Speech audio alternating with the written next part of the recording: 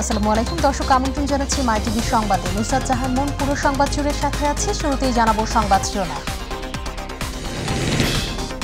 Malaysia যেতে পারলেন না ৩০,০০০ বাংলাদেশি কর্মী। রিক্রুটিং এজেন্সি ও প্রবাসী কল্যাণ মন্ত্রণালয়ের গাফিলতিতে এই দুর্ভোগের সৃষ্টি, অভিযোগ ভুক্তভোগীদের।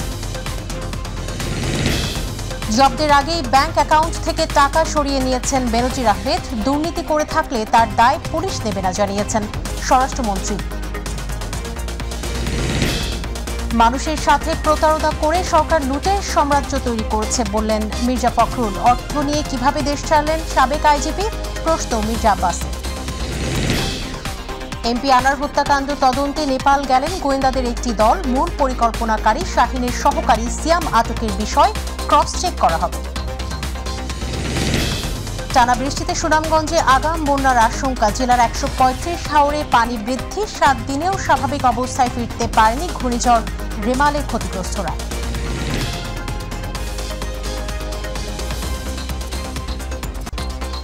দর্শক, শিরোনাম বলছিলাম, বিস্তারিত সংবাদ যাচ্ছে। মালয়েশিয়া যেতে পারলেন না ৩০,০০০ বাংলাদেশি কর্মী। রিক্রুটিং এজেন্সি ও প্রবাসী কল্যাণ মন্ত্রণালয়ের গাফিলতিতে এই দুর্ভোগের সৃষ্টি হয়েছে বলে অভিযোগ করেছেন ভুক্তভোগীরা। ভিসা পেয়েও বিমানের টিকিট সহ নানা জটিলতায় আটকে পড়া এই বিপুল সংখ্যক শ্রমিক শেষ সম্বল বিক্রি করে এখন নিঃস্ব। এদিকে প্রবাসী কল্যাণ প্রতিমন্ত্রী বলেছেন, দায়ী এজেন্সিগুলোর বিরুদ্ধে কঠোর ব্যবস্থা নেওয়া হবে। সমস্যার দ্রুত সমাধানের আশ্বাস দিয়েছেন মালয়েশিয়ায় নিযুক্ত বাংলাদেশ হাইকমিশনার। আতিকুর রহমান তিতাসের রিপোর্ট। মালয়েশিয়ায় বাংলাদেশ থেকে কর্মী পাঠানোর শেষ দিন ছিল শুক্রবার। এদিন রাত ১১টায় সর্বশেষ ফ্লাইট ছেড়ে যায়। সব মিলে ১২টি ফ্লাইটে প্রায় ২,০০০ কর্মী কলিং ভিসায় মালয়েশিয়া গেছেন।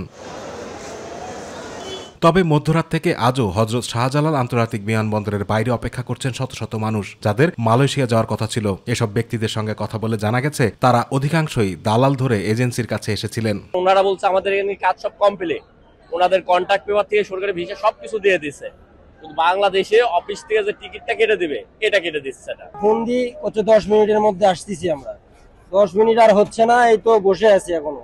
তবে এসব অপেক্ষমান ব্যক্তিদের বেশিরভাগই টিকিট পাননি। তাদের শুধু ভিসা ধরিয়ে দিয়েছে দালাল ও এজেন্সির মালিকরা। তাদের কাউকে বলা হয়েছে মালয়েশিয়া থেকে টিকিট করে তাদের বাংলাদেশ থেকে পাঠানো হবে। অনেক এজেন্সি ইতোমধ্যে লাপাত্তা, মানুষগুলোর লাখ লাখ টাকা হাতিয়ে সব হারিয়ে নিঃস্ব হয়েছেন অনেকে। আমার কিছু বলেন, আমি তো একসাথে 2 টিকিট কাটা আসছি। আমগরে খালি বলতাছে তোমরা এয়ারপোর্ট থাকো, তোমরা আসতেছে লোক আসতেছে টিকিট দিতেছে, কিন্তু আমগো টিকিট দিতেছে না। আমাদের ওই দিন টিকিট দিইনি, পরে বলেছে আপনার ২৫ তারিখে দেবে, আমাদের তাও দিইনি, পরবর্তীতে আমাদের বাইরে চলে যেতে বলেছে। এদিকে শুক্রবার রাতে পরিস্থিতি পর্যবেক্ষণে কুয়ালালামপুর বিমানবন্দর পরিদর্শন করেন দেশটিতে নিযুক্ত বাংলাদেশের হাইকমিশনার মোহাম্মদ শামীম আহসান। এ সময় তিনি জানান, ভিসা ইস্যুতে হওয়া শ্রমিকদের জটিলতা নিরসনের চেষ্টা চলছে। ভিসা পেয়েও যারা মালয়েশিয়া আসতে পারছেন না, তাদের দ্রুত নেয়ার ব্যাপারে চেষ্টা অব্যাহত রয়েছে। ম্যাক্সিমাম আমাদের প্রবাসীরা আসলে আমরা চেয়েছি সবাই যেন আসতে পারে, কিন্তু বিভিন্ন জটিলতার কারণে হয়তো সবাই আসতে পারছেন না বা পারবেন না, কিন্তু পরবর্তীতে আমাদের প্রচেষ্টা চলমান থাকবে। এদিকে সিলেটে এক অনুষ্ঠান শেষে প্রবাসী কল্যাণ প্রতিমন্ত্রী শফিকুর রহমান জানান, যাদের কারণে ৩০,০০০ শ্রমিক মালয়েশিয়া যেতে পারেনি তাদের বিরুদ্ধে ব্যবস্থা নেওয়া হবে। দ্রুত সব সমস্যার সমাধান হবে বলেও আশা প্রকাশ করেন তিনি। তদন্ত কমিটির মাধ্যমে যাদের বিরুদ্ধে এই সমস্ত জিনিস উঠে আসবে তাদের বিরুদ্ধেই আমরা ব্যবস্থা গ্রহণ করব, শাস্তিমূলক ব্যবস্থা করব। বাংলাদেশের দ্বিতীয় বৃহত্তম শ্রমবাজার মালয়েশিয়া। দেশটিতে বর্তমানে প্রায় ১৫ লাখ বাংলাদেশি কর্মী আছেন। আজ থেকে মালয়েশিয়া শ্রমবাজার বন্ধ হওয়ায় প্রায় ৩০ লাখ অভিবাসন প্রত্যাশী বাংলাদেশি অনিশ্চয়তার মধ্যে পড়েছেন। আতিকুর রহমান তিতাস, মাই টিভি। জব্দের আগে ব্যাংক অ্যাকাউন্ট থেকে টাকা সরিয়ে নিয়েছেন পুলিশের সাবেক মহাপরিদর্শক বেনজির আহমেদ ও তার পরিবার। ৩৩টি অ্যাকাউন্টে থাকা অধিকাংশ অর্থ উঠিয়ে নেওয়া হয়েছে বলে ধারণা দুদক অনুসন্ধান টিমের। এছাড়াও ঢাকায় একটি বাড়ি ও দুবাইয়ের একটি আলিশান অ্যাপার্টমেন্ট বিক্রির তথ্য মিলেছে। এদিকে সপরিবারে নিরুদ্দেশ হওয়া সাবেক আইজিপি বেনজির আহমেদ দুর্নীতি করে থাকলে তার দায় পুলিশ নেবে না বলে জানিয়েছেন স্বরাষ্ট্রমন্ত্রী। আমিনা হীরার রিপোর্ট। দুর্নীতি দমন কমিশনের অনুসন্ধানে পুলিশের সাবেক মহাপরিদর্শক বেনজির আহমেদ ও তার পরিবারের বিপুল সম্পদের তথ্য বেরিয়ে আসার পর থেকেই দুর্নীতির দায়ে তাকে বিচারের কাঠগড়ায় দাঁড় করানোর দাবি ওঠে জনমনে। এর পরপরই আড়ালে চলে যান বেনজির আহমেদ। সাবেক এই আইজিপি পরিবার সহ কোন দেশে রয়েছেন তা নিয়ে সৃষ্টি হয় ধোঁয়াশার। সবারই প্রশ্ন, কোথায় আছেন বেনজির আহমেদ? এতদিন ধোঁয়াশা থাকলেও এখন নিশ্চিত হয়ে গেছে বেনজিরের অবস্থান। অনেক আগেই গা ঢাকা দিয়েছেন সাবেক আইজিপি। হযরত শাহজালাল আন্তর্জাতিক বিমানবন্দর থেকে গত 4 মে সিঙ্গাপুর এয়ারলাইনের একটি ফ্লাইটে করে 3 মেয়ে ও স্ত্রীকে নিয়ে দেশ ছাড়েন বেনজির। দুদকের তদন্তের মাঝে কিভাবে দেশ ছাড়লেন বেনজির আহমেদ, এমন প্রশ্নের জবাব দেন স্বরাষ্ট্রমন্ত্রী। বলেন, বেনজির দেশে নাকি বিদেশে সুনির্দিষ্ট তথ্য নেই তার কাছে। কিন্তু এখনো আমরা নিষেধাজ্ঞা দেইনি, সেই নিষেধাজ্ঞার আগে চলে যেয়ে থাকে। আমি এখনো কিন্তু সঠিক জানি না সে আছে কিনা চলে গিয়েছে। অপরাধী যেই হোক, দুর্নীতি করে থাকলে তার দায় নেবে না পুলিশ, বলেন স্বরাষ্ট্রমন্ত্রী আসাদুজ্জামান খান কামাল। দোষী না নির্দোষী না কিংবা কত পরিমাণ অর্থ বানিয়েছেন, কর ফাঁকি দিয়েছেন কিংবা সম্পদ বানিয়ে তার তথ্য দেন নেই, এগুলো আমাদের যে ডিপার্টমেন্ট অনুসন্ধান করতেছে। চাকরি জীবনের শেষ 2 বছরে অর্থাৎ আইজিপি থাকাকালে পরিবারের সদস্যদের নামে 446 বিঘা জমি কেনেন বেনজির। 19টি প্রতিষ্ঠানে শত শত কোটি টাকা বিনিয়োগ করে তার পরিবার হয়ে যায় পুরোদস্তুর ব্যবসায়ী পরিবার। আইজিপি পদটি যেন তার কাছে ছিল সোনার হরিণ। আমেনা হীরা, মাই টিভি, ঢাকা। ক্ষমতা ধরে রাখতে আওয়ামী লীগ সব রাষ্ট্রীয় কাঠামো ধ্বংস করেছে অভিযোগ করে বিএনপি মহাসচিব মির্জা ফখরুল ইসলাম আলমগীর বলেছেন, চূড়ান্ত বিজয় অর্জিত না হওয়া পর্যন্ত সংগ্রাম চলবে। অসংখ্য বেনজির সৃষ্টির মাধ্যমে সরকার দেশকে লুটেরা রাজ্যে পরিণত করেছে বলেও অভিযোগ করেন তিনি। ক্ষমতাসীনদের মদত ছাড়া সাবেক এই পুলিশ প্রধান কি করে বিপুল পরিমাণ অর্থ সরিয়ে দেশ ছাড়ল তা নিয়ে প্রশ্ন তুলেছেন মির্জা আব্বাস। মাহবুব সৈকতের রিপোর্ট। বিএনপির প্রতিষ্ঠাতা প্রয়াত রাষ্ট্রপতি জিয়াউর রহমানের 43তম শাহাদাত বার্ষিকী উপলক্ষে জাতীয় প্রেস ক্লাবে সম্মিলিত পেশাজীবী পরিষদের আলোচনা সভায় অংশ নেন শিক্ষক, সাংবাদিক, সাহিত্যিক, চিকিৎসক সহ বিভিন্ন ক্ষেত্রের প্রতিনিধিত্বশীল ব্যক্তিরা। ক্ষমতাসীন আওয়ামী লীগ ফ্যাসিবাদ প্রতিষ্ঠা করেছে বলে অভিযোগ করে বিএনপি মহাসচিব এর বিরুদ্ধে আন্দোলন অব্যাহত রাখার কথা বলেন। ফ্যাসিবাদের বিরুদ্ধে গণতান্ত্রিক শক্তির লড়াই, হ্যাঁ সাফল্য আসছে না, কিন্তু আমরা সেই জন্য লড়াই করছি, আমরা সেখান থেকে সরে আসি। লক্ষ্য অটুট আছে, কৌশল অনেক সময় পরিবর্তন হতে পারে, সাফল্য আমাদেরকে আনতেই হবে। এই রাজনৈতিক প্রেক্ষিতে সঠিকভাবে এগিয়ে চলার কাজ আমরা শুরু করেছি, ইনশাআল্লাহ জয় আমাদের হবেই। দেশের ভঙ্গুর আর্থসামাজিক অবস্থার জন্য সরকারকে দায়ী করে বেনজির আহমেদের দেশ ত্যাগ নিয়েও কথা বলেন তিনি। বেনজির চলে গেছে, সে কিভাবে গেল? বললো যে তার সম্পত্তি আমরা ক্রোক করছি, দুদক থেকে মামলা করেছে, সে তাকে কোথাও যেতে দেওয়া হবে না, এসব কথা বলা হলো। বাংলাদেশের মানুষ তো আম্মক না, সবাই বোঝে যে এগুলো হচ্ছে আপনাদের সমস্ত লোক দেখানো প্রতারণা, যেভাবে এখন পর্যন্ত প্রতারণা করে আপনারা দেশ শাসন করছেন। এরকম অসংখ্য আজিজ আর বেনজির তারা তৈরি করেছে। এদিকে দলের প্রতিষ্ঠাবার্ষিকী উপলক্ষে কদমতলী থানা বিএনপির দরিদ্রভোজ আলোচনা সভা ও দোয়া মাহফিলে অংশ নিয়ে দলটির স্থায়ী কমিটির সদস্য মির্জা আব্বাস অভিযোগ করেন, দুর্নীতিবাজদের পৃষ্ঠপোষক ক্ষমতাসীনরাই। বেনজির এয়ারপোর্ট দিয়ে গেল কেমনে, টাকাগুলো নিল কিভাবে? আর উনি কোটি কোটি টাকা উঠিয়ে নিয়ে গেলেন, তুলে ফেললেন, ব্যাংকটাকে খালি, টাকা নিয়ে গেছে। কি করে সম্ভব? সরকারের মদত পুষ্ট এই সমস্ত দুষ্কৃতিকারীরা। শ্যামপুরে একই কর্মসূচিতে অংশ নিয়ে নেতাকর্মীদের জিয়ার আদর্শ অনুসরণ করে গণতন্ত্র পুনঃপ্রতিষ্ঠায় সক্রিয় হবার আহ্বান জানান। মাহবুব সৈকত, মাই টিভি, ঢাকা। ঝিনাইদহ 4 আসনের সংসদ সদস্য আনোয়ারুল আজিম আনার হত্যার তদন্ত করতে সকালে নেপাল গিয়েছে ঢাকা মহানগর গোয়েন্দা পুলিশের একটি দল। সকাল 10টার দিকে ডিবি প্রধান হারুনুর রশিদ শাহজালাল আন্তর্জাতিক বিমানবন্দরে বলেন, এমপি আনার হত্যাকাণ্ডের মূল পরিকল্পনাকারী শাহিদের সহকারী ও লাশ গুমকারী সিয়াম নেপালে আটক হয়েছেন বলে তথ্য আছে, যা ক্রস চেক করা হবে।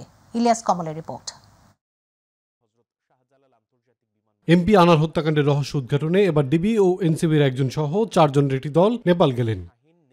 সকালে হযরত শাহজালাল আন্তর্জাতিক বিমানবন্দরের টার্মিনাল 2 গেটে গণমাধ্যমকে মহানগর গোয়েন্দা প্রধান জানান, সংসদ সদস্য আনোয়ারুল আজিম আনার হত্যাকাণ্ডের মূল পরিকল্পনাকারী শাহিনের সহকারী সিয়াম নেপালে আটক হয়েছেন বলে শুনেছেন তারা। স্পেশালি এমপি আনোয়ারুল আজিম হত্যাকাণ্ডে জড়িত আসামিরা যে কাঠমান্ডু রোড দেওয়া সে তথ্যটা আমাদের রয়েছে, এবং আমরা কলকাতা পার্টে এবং ঢাকার পার্টে আসামিদের সাথে কথা বলে আমরা গুরুত্বপূর্ণ তথ্য পেয়েছি। সবকিছু মিলে এটা ক্রস এক্সামিন করার জন্য মূলত আমরা হত্যাকাণ্ডে জড়িত গুরুত্বপূর্ণ আসামিদের মধ্যে অনেকে নেপালে রয়েছে বলে ধারণা করছেন ঢাকা মহানগর গোয়েন্দা পুলিশ। এই লক্ষ্যে ইন্টারপোলকে ইতিমধ্যে চিঠি দেওয়া হয়েছে এবং কাঠমান্ডু পুলিশের সঙ্গে তথ্য আদান প্রদান চলছে বলেও জানান তিনি। আমরা ইন্টারপোলের মাধ্যমে আমরা কাঠমান্ডু পুলিশকে জানিয়েছি যে এই এলাকায় এখানে সিয়াম সহ বেশ কয়েকজন আসামি তারা কেউ চলে গেছে, কেউ আছে। এই বিষয়গুলি তাদেরকে আমরা অবহিত করেছি এবং তারা যদি থাকে তাদেরকে যেন তারা গ্রেপ্তার করে, এটা আমরা তাদেরকে অনুরোধ করেছি। এবং তারই ধারাবাহিকতায় আমরা সেখানে আমাদের মামলাটার তদন্তের অগ্রগতি করার জন্যই মূলত আমরা আসামিরা যে জায়গায় ছিল বা যে জায়গায় কার সাথে সম্পর্কে কথা বলতে যাচ্ছি। গত 12 মে চিকিৎসার জন্য কলকাতা যান ঝিনাইদহ 4 আসনের সংসদ সদস্য আনোয়ারুল আজিম আনার। গণমাধ্যমের খবর অনুযায়ী 13 মে তিনি খুন হন। 22 মে কলকাতার নিউ টাউনের একটি অ্যাপার্টমেন্টে হত্যার আলামত পাওয়া যায়। এই ঘটনায় ভারতের কলকাতায় তদন্তের পর এবার 4 সদস্যের ডিবির একটি টিম নেপালের উদ্দেশ্যে রওনা দেয়। ইলিয়াস কমল, মাই টিভি। কয়েকদিনের টানা বৃষ্টিপাত এবং উজান থেকে নেমে আসা পাহাড়ি ঢলে সুনামগঞ্জে দেখা দিয়েছে বন্যার আশঙ্কা। এ সময় সুরমা, কুশিয়ারা, জাদুকাটা, বৌলাই, পাটলাই সহ সব কয়টি নদ নদীর এবং জেলার 135টি হাওরের পানি বৃদ্ধি পেয়েছে। পরিস্থিতি মোকাবেলায় সতর্কতা জারি করা হয়েছে এবং প্রস্তুত রাখা হয়েছে আশ্রয় কেন্দ্রগুলো। প্রতিনিধি আবু হানিফের রিপোর্ট, জানাচ্ছেন ইলিয়াস কমল। বন্যায় ভাসছে সিলেটের 5 উপজেলা। একই সময়ে কয়েকদিনের টানা বৃষ্টিপাত ও ভারত থেকে নেমে আসা পাহাড়ি ঢলে সুনামগঞ্জের সুরমা, কুশিয়ারা, জাদুকাটা, বৌলাই, পাটলাই নদী সহ জেলার 135টি হাওরে পানি বৃদ্ধি পেয়েছে। পানি উন্নয়ন বোর্ড জানিয়েছে গত 24 ঘন্টায় ভারতের চেরাপুঞ্জিতে 193 মিলিমিটার বৃষ্টিপাত রেকর্ড করা হয়েছে। শহরের ঘোষগ্রস্ত সুরমা নদীর পানি বিপদসীমার 55 সেন্টিমিটার নিচ দিয়ে প্রবাহিত হচ্ছে। তবে আগামী 24 ঘন্টায় পরিস্থিতির অবনতি হতে পারে বলে জানিয়েছে পানি উন্নয়ন বোর্ড। পরিস্থিতিতে আগাম বন্যার আশঙ্কা করছে স্থানীয়রা। আমরা সুনামগঞ্জের মানুষে বাঁচাইবার একটু উদ্যোগ নেন। আমরা অনাহারে মুরমুনি, আমরা ঘর বাড়ি ওখানে ঠিক করতে পারছি না। আমরা বাঁচাই, সরকার আমরা সাহায্য না দেয়, আমরা চলবো কিনা, খুব অসুবিধা আছে। আমরা বন্যার আশঙ্কায় জেলার সবকটি হাওরের ফসল রক্ষা বাঁধ কেটে দেওয়া হয়েছে। একই সঙ্গে খুলে দেওয়া হয়েছে স্লুইস গেটগুলো। ফ্লাড ফোরকাস্টিং অ্যান্ড ওয়ার্নিং সেন্টারের তথ্য অনুযায়ী আগামী 24 ঘন্টায় পানি মাঝারি আকারের, স্বল্প থেকে মাঝারি আকারের বন্যার সৃষ্টি হতে পারে। তবে পরবর্তী 24 থেকে 48 ঘন্টায় বন্যার পানি হ্রাস পেতে পারে। পরিস্থিতি মোকাবেলায় উপজেলা প্রশাসনের মাধ্যমে সতর্কতা জারি করা হয়েছে, জানিয়েছে জেলা প্রশাসন। একই সঙ্গে বিপুল পরিমাণ খাদ্য সহায়তা মজুদের পাশাপাশি প্রস্তুত রাখা হয়েছে আশ্রয় কেন্দ্রগুলো। 12টা উপজেলার সকল উপজেলা চেয়ারম্যানদের সাথে একটা জুম মিটিং হয়েছে এবং আমরা এখানে প্রস্তুতি আছে, যে কোনো বন্যা মোকাবেলার জন্য আমাদের সর্বোচ্চ প্রস্তুতি আছে। ইলিয়াস কমল, মাই টিভি। ঘূর্ণিঝড় রেমালের আঘাতে দেশের 19টি জেলা ক্ষতিগ্রস্ত হয়েছে। ব্যাপক ক্ষয়ক্ষতি হয়েছে উপকূলীয় দ্বীপ জেলা ভোলা, মাদারীপুরের কালকিনি ও ডাসার উপজেলায়। রেমালের ধ্বংসযজ্ঞের চিহ্ন পড়ে আছে জেলাগুলোর বিভিন্ন জনপদে। এছাড়া কয়েক হাজার ঘরবাড়ি বিধ্বস্ত হওয়ায় অসংখ্য পরিবার মানবেতর জীবনযাপন করছে। প্রতিনিধি আরিফ হোসেন লিটন ও জিয়াউদ্দিন লিয়াকতের পাঠানো তথ্যচিত্রে এসএম হামিমের রিপোর্টে বিস্তারিত। দেশের একমাত্র দ্বীপ জেলা ভোলার উপর দিয়ে ঘূর্ণিঝড় রেমালের তাণ্ডব চলে দীর্ঘ সময়। এতে বিশেষ করে মেঘনা ও তেঁতুলিয়া নদীর এলাকায় বসবাসকারী পরিবারগুলো বেশি ক্ষতিগ্রস্ত হয়েছে। ভোলা সদর সহ বুরহানুদ্দিন উপজেলায় বেশিরভাগ অঞ্চলেই বাধ্য হয়ে খোলা আকাশের নিচে চরম দুর্ভোগে দিন কাটাচ্ছেন অনেকেই। জ্বরের দিন আসকন্যান শহর উঠিয়া সব বাসাইয়ে লইয়ে গেছে। কি খাই আমার সুলাফা সালফাত ঘরের সংসারে বিনতাতে কোনো কিছুই নাই। আমাকে ঘরের যত মাল সামানা যা কিছু আছিল আমরা কিছু রাখতে পারিনি। ঘূর্ণিঝড় রেমালে ক্ষতিগ্রস্ত পরিবারগুলোই ত্রাণ সামগ্রী বিতরণ সহ তাদের পুনর্বাসনের জন্য সরকারের পাশাপাশি কাজ করছেন স্থানীয় প্রশাসন।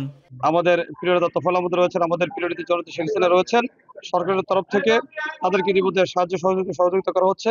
এখন পর্যন্ত 375 মেট্রিক টন চাল আমরা এই 7টি উপজেলায় দিয়েছি এবং গোখাদ্য, শিশু খাদ্য সহ নগদ ক্যাশ প্রায় 18 লক্ষ টাকা বরাদ্দ প্রদান করেছি। ঘূর্ণিঝড় রেমালের তাণ্ডবে মাদারীপুরের কালকিনি ও ডাসার উপজেলায় কৃষিখাতে ব্যাপক ক্ষয়ক্ষতি হয়েছে। দীর্ঘ ভারী বর্ষণে পানির নিচে তলিয়ে গেছে কাঁচামরিচ, শাকসবজির ক্ষেত। এই ক্ষতি পুষিয়ে উঠতে পারে সেজন্য সরকারি সহায়তার দাবি জানিয়েছেন প্রান্তিক কৃষকরা। 24 ঘন্টার ভিতর পানি যদি না সারে তাহলে আমরা শেষ হয়ে যাবে। এই মুহূর্তে ঘূর্ণিঝড় এসে আমাদের মরিচা 1 হইতে 1.5 ফিট পানির তলে তলিয়ে যায়। ঘূর্ণিঝড়ে আমার পানের বর মাটির সাথে মিশে গেছে। কৃষকদের ক্ষয়ক্ষতি পরিমাণ নিরূপণে কাজ শুরু করেছে উপজেলা কৃষি অধিদপ্তর। আমরা এই ক্ষতি নিরূপণ করছি। ক্ষতি নিরূপণ করে আমরা সরকারের কাছে এই ব্যাপারে ঊর্ধ্বতন কর্তৃপক্ষের কাছে চিঠি লিখব। আশা করি কৃষক তার ক্ষতিপূরণ পাবেন বলে আমরা মনে করছি। ক্ষতিগ্রস্তদের ক্ষতির পরিমাণ চিহ্নিত করে সরকারি প্রণোদনার আওতায় নিয়ে আনার দাবি সচেতন মহলের। SM হামিম, মাই টিভি। স্বাস্থ্যমন্ত্রী ডাক্তার সামন্তলাল সেন বলেছেন, শিশুদের বিনামূল্যে ভিটামিন এ ক্যাপসুল খাওয়ানো শুরু করেন বঙ্গবন্ধু। তিনিই প্রথম অনুধাবন করেছিলেন শিশুদের রাতকানা সহ নানা স্বাস্থ্য ঝুঁকির অভিশাপ থেকে মুক্তি পেতে ভিটামিন খাওয়ানো ছাড়া উপায় নেই। মহাখালীর জাতীয় প্রতিষেধক ও সামাজিক চিকিৎসা প্রতিষ্ঠান নিপসমে শিশুদের মুখে ক্যাপসুল তুলে দিয়ে জাতীয় ভিটামিন A+ ক্যাম্পেইনের উদ্বোধন শেষে একথা বলেন স্বাস্থ্যমন্ত্রী। এ সময় 12 থেকে 59 মাস বয়সী শিশুদের স্বাভাবিক বৃদ্ধিতে সহায়তা, রোগ প্রতিরোধ ক্ষমতা বৃদ্ধি এবং মৃত্যু ঝুঁকি কমাতে নিকটবর্তী সরকারি স্বাস্থ্য কমপ্লেক্সে ভিটামিন A+ খাওয়ানোর অনুরোধ জানান স্বাস্থ্যমন্ত্রী। 1 তারিখ 1 জুন এটা সারা দেশে ভিটামিন এ ক্যাপসুল বাচ্চাদেরকে খাওয়ানো হবে। আমি মনে করি আপনাদের মাধ্যমে আমি দেশবাসীকে অনুরোধ করব, প্রত্যেকেই বাবা মা যারা আছেন তাদের বাচ্চাদেরকে নিকটবর্তী থানা, হেলথ কমপ্লেক্স, উপজেলা কিংবা কমিউনিটি ক্লিনিকে আপনারা নিয়ে যান, স্বাস্থ্যসম্মতভাবে ভিটামিন খাওয়ান, তাহলে এই অভিশাপ থেকে আমাদের বাচ্চারা মুক্ত পাবে। কিছুতেই থামানো যাচ্ছে না ঢাকা চট্টগ্রাম পথে কন্টেইনার থেকে মালামাল চুরির ঘটনা। বিদেশ থেকে আমদানি করা melting scrap Chittagong custom port থেকে ছাড় দেওয়ার পর ঢাকায় আসার পথে বিরতির অজুহাতে 4টি কন্টেইনার থেকে প্রায় 12 টন চুরি করে সংঘবদ্ধ চক্রটি। আর এটি ওজনে ধরা পড়ার পর চোর চক্রটির সদস্যরা যেমন স্বীকার করলেন তাদের অপকর্মের কথা, তেমনি RRM স্টিল মিলের চেয়ারম্যান তুলে ধরেন মেলিং স্ক্র্যাপ চুরির অভিনব কৌশল। বিস্তারিত আবু সাইদপুর রিপোর্টে। ঢাকা চট্টগ্রাম পথে কন্টেইনার থেকে চুরি হচ্ছে রড তৈরির আমদানিকৃত মূল্যবান উপকরণ। RRM স্টিল মিল কোম্পানিটি বিদেশ থেকে কাঁচামাল মেলিং স্ক্র্যাপ আমদানি করে থাকে। তবে সর্বশেষ 2 দফায় 3টি প্যাকিং লিস্টে 65টি কন্টেইনার আসে। এর মধ্যে 4টি কন্টেইনারে প্রায় 12 টন মেলিং স্ক্র্যাপ ওজনে কম পাওয়ায় ধরে বসে প্রতিষ্ঠানটি। তাদের সাথে আলোচনায় জানা গেল, বিরতির অজুহাতে কন্টেইনার সিলযুক্ত লক ঠিক রেখে মূল রডের নাট খুলে মেলিং স্ক্র্যাপ চুরি করে তা আবার নতুন করে লাগিয়ে কালার করে দেওয়া হয়, যাতে করে স্টিল কোম্পানির মালিকরা বুঝতে না পারে। কিভাবে ঘটল এমন ঘটনা তা অকপটে স্বীকার করলেন চোর চক্রের সদস্য ও কন্টেইনার মালিক পক্ষ। আমার আগে যে গাড়িটা মাল কম ওই গাড়িটা সাইড করছে, পরে আমার গাড়িটা মাল কয়, গাড়িতে মাল কম দেখা যায়। খুলে ভিতরে আবার অরিজিনাল ভাবে লাগাইতে পারে না, এখানে লাগাইতে গিয়ে যে কাঁচা রং আছে এবং বিভিন্ন স্প্রে ব্যবহার করছে, এটা আমরা সচক্ষে দেখলাম এবং প্রমাণও পাইলাম। তবে মেলিং স্ক্র্যাপ চুরির বাস্তব কৌশল তুলে ধরলেন RRM স্টিল গ্রুপের চেয়ারম্যান ডক্টর সুমন চৌধুরী। যেখানে এই সিলটা লাগানো থাকে, যেই রডটাতে মানে যেই লকটাতে স্টিল একটা রড থাকে, ওইটাই ওরা নাটটা খুলে আপনার হচ্ছে স্ক্র্যাপ, যে ভিতরে আমাদের ধরেন একটা কন্টেনারে 25 টন মাল থাকে, সেই 25 টন মাল থেকে 4-5 টন মাল ওরা কি করে বের করে রেখে আবার ওই কন্টেনারটা আবার ডটটাকে আবার হচ্ছে নতুন করে স্প্রে করে রং করে ওই ডটটাকে আবার নাট বোল্ট করে ওরা আবার আমাদের ফ্যাক্টরিতে চলে আসে। 4টা কন্টেনার এর থেকে আমরা আইডেন্টিফাই করলাম, একটা কন্টেনারে 3 টন 4 টন করে মাল নেই। এ ঘটনায় আইনি ব্যবস্থা নেওয়া সহ প্রয়োজনীয় পদক্ষেপ নিচ্ছেন স্বনামধন্য এই প্রতিষ্ঠানটি। আবু সাইদপুর, মাই টিভি, ঢাকা।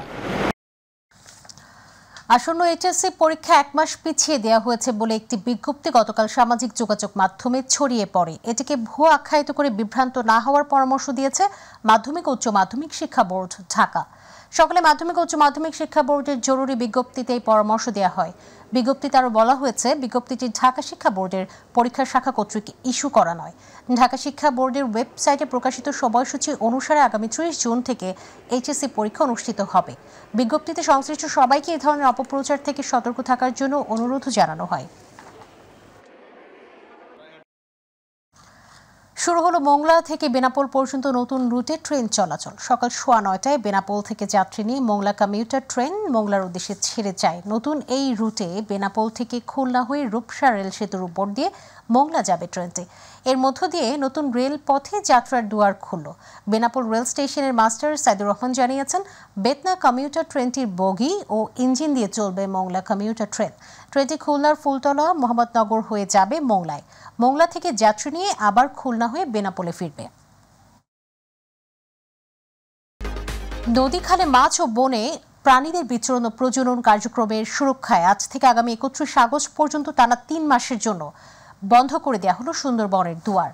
এ সময় পর্যটক প্রবেশ, সাধারণ মানুষের চলাচল সহ সুন্দরবনের নদী খালে মাছ ধরা নিষিদ্ধ থাকছে। বন বিভাগের তথ্য অনুযায়ী সুন্দরবনে মৎস্য সম্পদ রক্ষায় সমন্বিত সম্পদ ব্যবস্থাপনা পরিকল্পনার সুপারিশ অনুযায়ী 2019 সাল থেকে প্রতি বছরের 1 জুলাই থেকে 31 আগস্ট পর্যন্ত 2 মাস সুন্দরবনের সব নদী ও খালে মাছ আহরণ বন্ধ থাকত।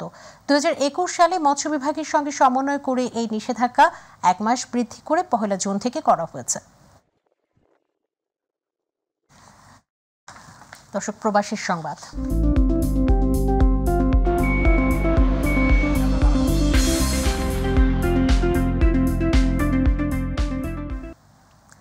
জালালাবাদ অ্যাসোসিয়েশন বাহরাইন শাখার 2024-25 দ্বিবার্ষিক সম্মেলন ও কাউন্সিল অনুষ্ঠিত হয়েছে। শুক্রবার দেশটির জুফার শহরের 4 তারকা আল মঞ্জিল হোটেলে মোহাম্মদ রজব আলীর সভাপতিত্বে ও সংগঠনের সাবেক সাধারণ সম্পাদক সম্রাট নজরুল ইসলাম সিদ্দিকীর পরিচালনায় উপস্থিত ছিলেন নবনির্বাচিত সিনিয়র সহ সভাপতি মোহাম্মদ জসিমউদ্দিন, মোহাম্মদ আরিফ, সানুমিয়া, রুহুল আমিন জাত, এম শামীম, রানা বিষ্ণুপদ দেব, টিপু সুলতান সহ অনেকে। অনুষ্ঠানে আগামী 2 বছরের জন্য মোহাম্মদ কায়েস আহমেদকে পুনরায় সভাপতি ও আনোয়ার হোসেনকে সাধারণ সম্পাদক এবং লিমন আহমেদকে সাংগঠনিক সম্পাদক নির্বাচিত করে 151 জন বিশিষ্ট কমিটি ঘোষণা করা হয়।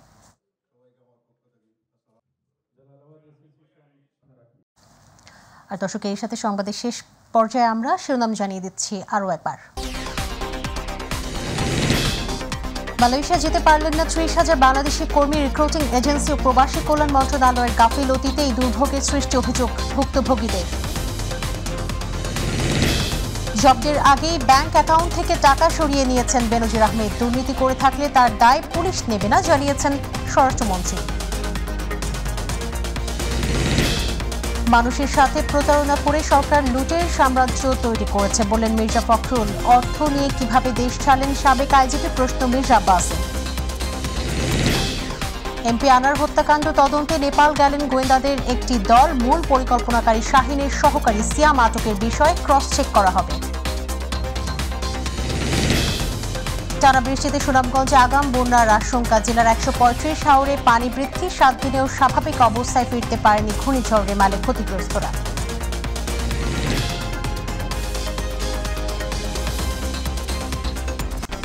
আর দর্শক, সঙ্গে থাকার জন্য অসংখ্য ধন্যবাদ। এছাড়া ইউটিউবে মাই টিভির সংবাদ পেতে ভিজিট করুন youtube/mytvbd নিউজ। আর আমাদের অনুষ্ঠান দেখতে ভিজিট করুন youtube/mytvbangla, facebook/mytvbangla।